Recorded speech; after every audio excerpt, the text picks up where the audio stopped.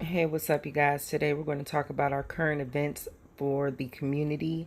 And these are, events that have been popping up in the news and that I've seen a lot of traction behind on social media. So please pay attention. These are very important topics, and, these are things that we can really learn from. Also, find me on all my other platforms and please follow. Thank you guys so much for listening. Now let's get into the news. Also, please subscribe to the channel, turn on your notifications, and like, share, and comment your thoughts about these topics that you hear. I got an article here from StarTribune.com. Accusations add to grief of partner of woman found dead in Minneapolis alley. This was posted on January 9th of 2020. The longtime partner of a young mother kidnapped and fatally shot in North Minneapolis on New Year's Eve is recovering from his own gunshot wounds inflicted that night by her alleged killer.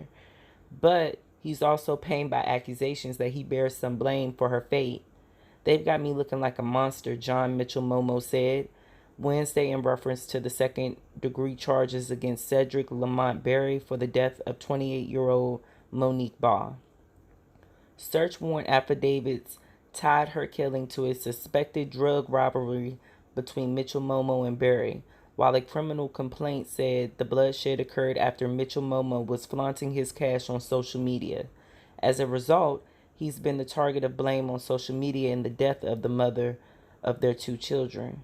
"I've never seen that Cedric dude in my life," said Mitchell Momo, age 29, whose success on the local rap music scene has been growing. "I don't know him. I really want to clear the air. It's like I murdered her. This has really hurt my heart." Berry, age 41, was charged Monday in Hennepin County District Court with one count each of second-degree attempted murder with intent, second-degree murder with intent, and kidnapping in the shooting of Baugh and the wounding of Mitchell Momo. He made his first court appearance Tuesday, where bail remained at $2 million, despite Berry's insistence through his attorney that he was innocent. The charges say that Berry and an unarmed accomplice kidnapped Baugh, an agent for Chris Lindahl Real Estate, from a Maple Grove home she was showing about 3 p.m. that day and drove her in a rental truck to a Minneapolis alley in the 1300 block of North Russell Avenue. Berry then allegedly shot her several times at close range at about 6:38 p.m. Her death came less than an hour after Berry is alleged to have arrived at Baugh and Mitchell Momo's apartment of Minneapolis house in the 4800 block of North Humboldt Avenue about 5:40 p.m. and shot him several times while the couple's 1- and 3-year-old daughters were inside. This is Jason Mitchell Momo. This is her boyfriend. And Monique Baugh was just a woman who was coming up being successful in this world, and she still had this urge to keep her family together. Now, what I mean by that is you can significantly see the different lifestyles within these two individuals. Yes, they did love each other. Yes, she was in love with this man. However, was that healthy for her lifestyle? Did he really give to her the way he should have and protected her the way he should have? I don't believe so, because my man ain't going to be out here flashing thousands of dollars on the internet and think that nobody's going to come up in our house and come get it. This is just not the time that we're living in for men to still be doing this stuff. And then you're upset, you're pained, we understand that, but at the same time, you're still sitting up here lying, saying that you never met this man. Apparently, the courts have already came to the determination that this man knows you, because he knew Monique's movements throughout the day. So he was able to track her, track you, and he killed her instead of killing you, which is crazy. Now, I'm not saying that she should not love who she love. Of course you do. But you got to take certain things and run with it. If this man can't protect me, if he's out here flaunting and doing stupid stuff, then that's going to affect me and my children. So I got to step. Period. It shouldn't be a reason why we hold on to this type of dead weight. This woman was a whole real estate agent, really getting money out here, touching money out here, doing better out here for her family. And to see this type of stuff still happening in our community, it hurts me. It really, really hurts me. Because black women are the least protected women on this earth. You can't tell me we're not. Come on, man. The fact that we are still living in this world and thinking that we have to show off for everybody is sad. It really is sad. And I do not like men that do this. I don't like this type of stuff. I understand you have to fit an image and feed an image as a rapper or whatever, but this should not be happening. People should not be knowing what's up in your house and then trying to get up in there. Especially when you have a family. It's not just you up in the house. You have a family. I do pray for the family of Monique Baugh. She seemed like a beautiful, educated young woman. And I just wish she had more time on this earth, especially with her young daughters. And let me know what you guys think down below. I know I kind of went in on this one, but I see too many of my people around here like this. Move up, girl, and keep it moving if you have to. This article comes from AtlantaBlackStar.com, posted January 9th of 2020. Phoenix father sentenced to 8 years for beating to death man accused of trying to break into daughter's bathroom stall. An Arizona man convicted for killing a man accused of trying to force his way into a convenience store restroom occupied by the killer's teen daughter will spend the next 8 years behind bars. Melvin Harris III, age 41, was sentenced last month after pleading guilty to manslaughter in November. Phoenix Station 12 News reported. Harris admitted to pummeling Leon Armstrong outside a Quick Trip in August of 2018 after Harris's daughter and her friends accused him of trying to get inside the teen's bathroom stall. According to police documents, the enraged father went inside and told security guards he needed to take care of the situation or Harris would do it himself. The guard told Harris he would handle it, but the father went outside and got in his car and drove to a gravel area where Armstrong had walked to after being evicted from the store. Harris then got out of his car to confront Armstrong, whereupon witnesses say he punched the alleged creep in the face, knocked him down, and beat him up some more. Armstrong suffered a fractured nose and brain swelling in the attack. He succumbed to his injuries a few days later. Harris told authorities he was trying to protect his daughter, adding that Armstrong swung at him first upon being confronted, the Arizona Republic reported. He also denied striking the man once he was down. Harris originally faced a second-degree murder charge, but agreed to the lesser charge of manslaughter as a part of the plea deal. Now, this story was sent to me by a follower. Shout out to you on my Instagram page at LAShow_. Go follow, and you'll get daily stories as well, from me. Really do appreciate that story. And if you have any stories that you would like to talk about, comment them down below, or you can hit me up on Instagram, Twitter. You know where to find me. This is a very touchy situation. First of all, I do not condone murder. I don't think that you should murder anybody that's not ready to murder you. But as far as it goes for a man and his daughter, that's just one thing you do not mess with. In the event that he knew that he was going to end up killing this man, do I think that he would have thought twice about this? Of course. As far as the court system, I do believe they need to acknowledge more that this man actually did disturb this young girl. And I do think that that needs to be the highlight of the story.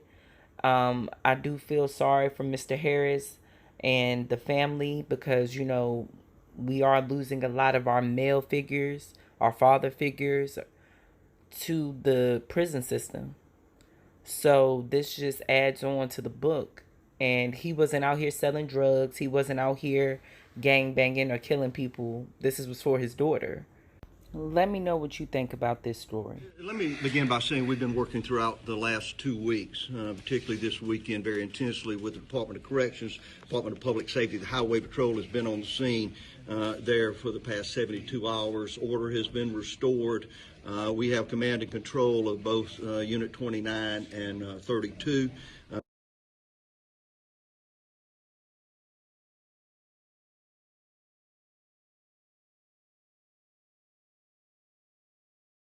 Governor, you mentioned Unit 32. I was thinking that that was a unit that had initially been closed a few years back or condemned. Is it secure now? It is secure now, and 32 has individual cells. So it was important, and I'm not saying that 32 will be open for an extended period of time. We have a plan, and we'll discuss that later on. But it was important that we localize those inmates in individual cells, and 32 was the only ability that we have at this time to do that.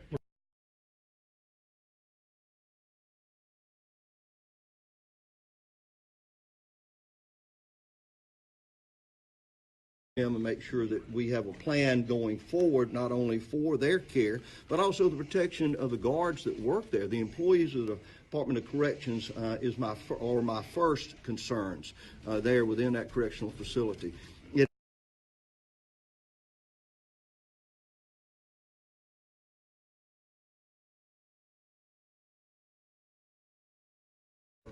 Someone asked earlier who's responsible for what's happening at Parchman. The inmates.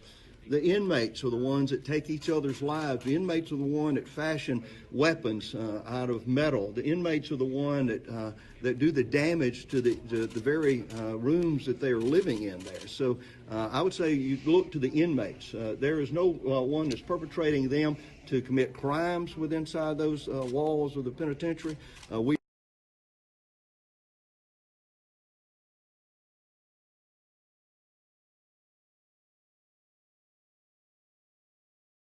The cell phones, that video is what I found so staggering. We've seen these in county jails.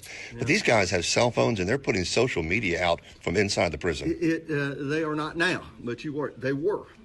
And again, someone is bringing in those cell phones, so we have ongoing investigations to try to identify how they got those cell phones, how they're getting other contraband into the prisons, and people will be held accountable. It is against the law to bring something into a prison that's should not legally be held by a prisoner.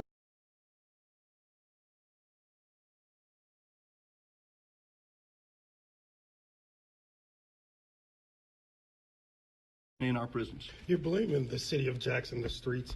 You also say they're not being funded. I'm not blaming. I'm stating a fact. The fact is there's been 79 murders in the state of Mississippi, in the state of Mississippi's capital city in Jackson in 2018. That's a fact. Much of it is drug related and gang related. Understanding that, once they get to Parchman, it's then the state's responsibility to take care of them. Have you been taking care of them despite, you say, gang affiliations, things of that nature? Yeah.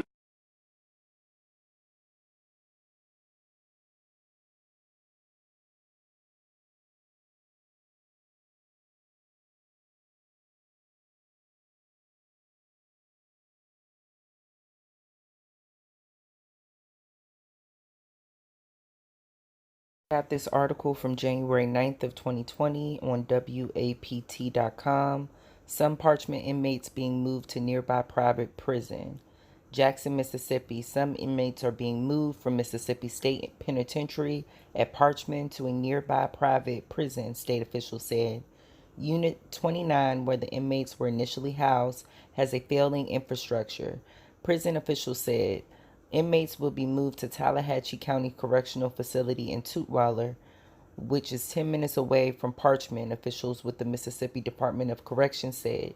The facility was inspected and approved Wednesday by the State Department of Health. The move is among the steps MDOC officials said they are taking to maintain order at Parchman. 4 inmates were killed in prison last week, including 2 at Parchman. Prison officials contracted with Core Civic Inc. to immediately house up to 375 maximum security prisoners for at least 90 days until Unit 29 has the capacity for 3,560 inmates, MDOC officials said. The Tutwiler facility was chosen because it is the only location that can immediately take on this population, Commissioner Felicia E. Hall said. The facility is already operational and sufficiently staffed to manage close custody inmates. The department acted swiftly because of the violence at MSP and a lack of manpower to restore and maintain order. We also cannot staff the other facilities. Unit 29 has been plagued with vandalism over the years and needs major repair and renovation, MDOC officials said. While Unit 32, a maximum security unit, is structurally sound and not condemned, it has been a temporary housing location to separate rival security threat groups or rival gang members from further acts of violence. Inmates have received food, bottled water, and medical attention throughout the process, MDOC officials said. Details of inmates' movement are usually confidential for security reasons. Department plans call for a notification of family members once movement is completed. The prison has about 3,100 inmates as of Thursday. The initial plan is to house up to 375 inmates at Tutwiler, which is less than 10 minutes from Parchman, at a cost of more than $2 million. The contract with the Tennessee-based company may be extended for 2 more 90-day terms. Walnut Grove Correctional Facility in Lee County, a vacant prison, can house the type of inmates in question, but the MDOC does not have the staff to operate it. While the department has challenges keeping staff and the inmates safe, it is always our priority, Hall said. We do not want to see any more loss of life. Got another article here from WREG.com, posted January 11th of 2020.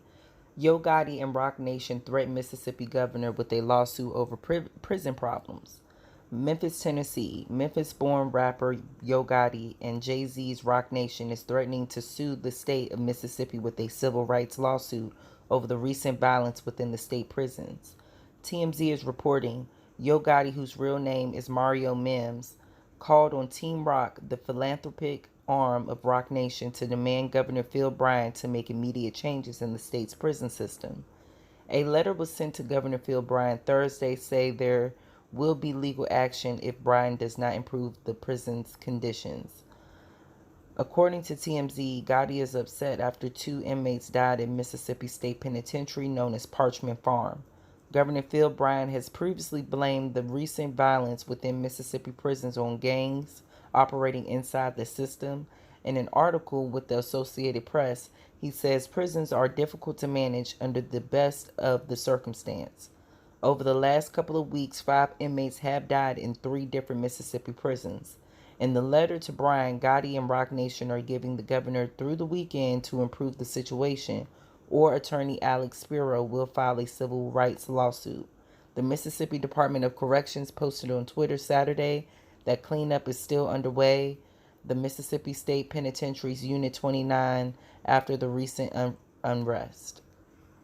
So we can really see that money talks. You know, people don't like lawsuits and people like to clean up things. Just like I read the article before, that was 2 days before, where they're trying to filter out some of these inmates that are still trapped inside of that dilapidated area in that prison in particular.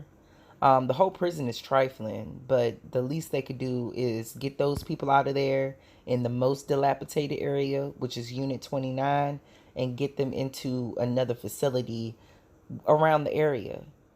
You know, even if they had to drive those inmates an hour away, get them out of that thing that you call a prison, you know.